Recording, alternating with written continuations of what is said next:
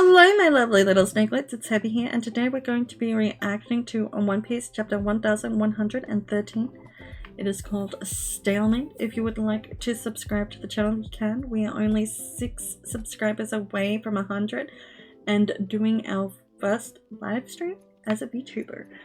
If you would like to join the Discord to keep up to date with any news or chapter releases, you can do that as well. And if you would like to buy me a coffee on Buy Me a Coffee, or even support me, please buy me a coffee. The links are all down in the link tree down below. Let's start the chapter, shall we?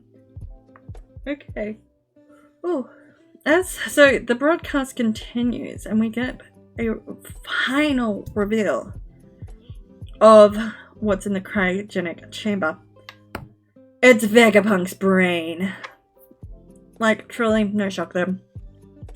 We were wondering what the hell happened to his large forehead, as several decades had passed since it had last been seen, and now we finally have the answer to it. He cut it up and made it into punk records as it kept growing like a giant peach.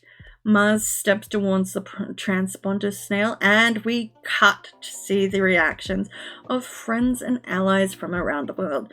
The first we see is Syrup Village, and the little shitheads from Usopp's crew have gone to see Kaya in hopes that she would have a visual transponder snail so that they could see Usopp. Mary tells the group that the transponder snail is larger than your average house cat, which is why they don't have one. Plus, it's a herbivore and it'll eat the garden. We then move to see Crocus and Laboon at Twin Cape, listening in as the Marines are trying to trace where the signal is coming from. We then go to Vegapunk's hometown of Baltimore, where some of the townsfolk seem shocked that he was actually born here, while others say he is their pride and joy.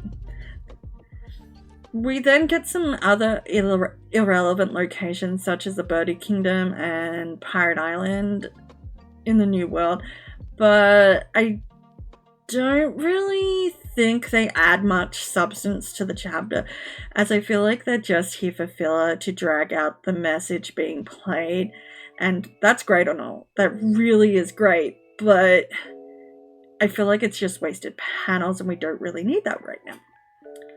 Right, we then move back to Egghead, where we see Mars stepping on the transponder snail, crushing it under his boot like an insect, and yet the transmission is still ongoing.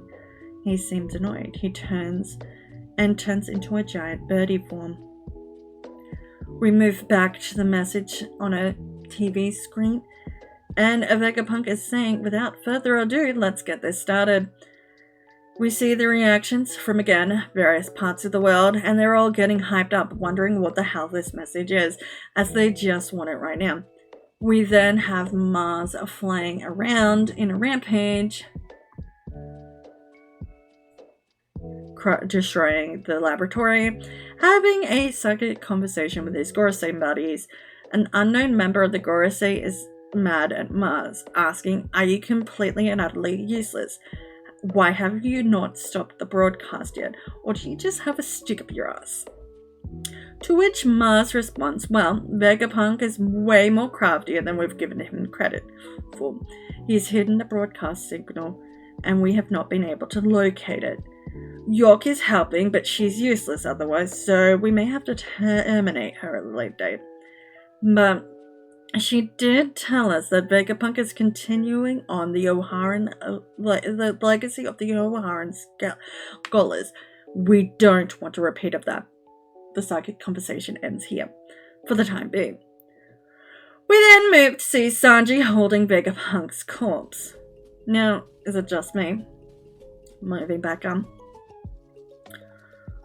Or does anyone think Vegapunk's corpse is the transponder, as it would be hella funny that Sanji is the one carrying the transponder, as it's the one place you'd never think to look a person's body. As we know, Vegapunk's not above desiccating his own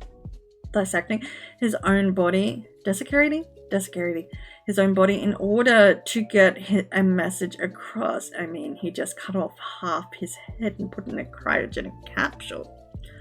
Anyway, as Sanji is screaming about a woman, shouting about a woman screaming, and he has to go rescue her. That's his stick. He then sees Pony Boy Nishiro threatening Bonnie, who is currently being shielded by Frankie. Sanji shouts at Frankie for shielding Bonnie, as that's his job. And starts kicking the crap out of our beloved little pony boy. He tells Nistro that he's not going to give him any slack because he's old. I mean, you didn't give your father any slack just because he's old, so why the fuck start now? To which the most disgusting thing to ever happens, and Nistro's head turns into a horse and he bites Sanji. Omi and Kashi show up and both lunge at Ponyboy and Nistro, and that makes him release Sanji from his mouth. Atlas retrieves Vegapunk's corpse, while Bonnie activates her devil fruit powers. She asks it to give her a giantish future. This turns her into a huge giant, and she steps the shit out of our favorite pony, almost crushing Omi and Kashi as well. We continue to hear more of the broadcast. Vegapunk continues by saying he's going to be executed for his transgressions, and that the broadcast will be activated upon his death. This execution will be covered up, but please do not hate the potential perpetrators of my murder, as they are not the ones at fault. We see more reactions from around the world. 1. Sabahodi. The population seems to be freaking out more about the news of his death than anything else. 2. Whatever location Morgan's is at, potentially Albaf. He is currently freaking out that Vegapunk is broadcasting news about his death, and basically that's his job to do, not Vegapunk's. And 3rd, Pajama Kingdom, and of course Caesar Clown's reaction. He's upset and throwing a tantrum as him and Judge had just teamed up so they could surpass him, and now he's dead. We then move back to Nami's group, where Grandpa Spider Cunt has finally climbed up the water spout and reached the top of the landing point rooftop. Nami, he declares that Robin must die, as she is the last remaining sin of Ohara. Nami shouts to protect Robin. Both Brook and Usopp jump into action and attack Grandpa Spider Cunt. Chopper uses Guard Point as a shield as Nami lunges and grabs Robin out of the way, while Zeus transforms from her climb attack into a maze so that she can attack as needed.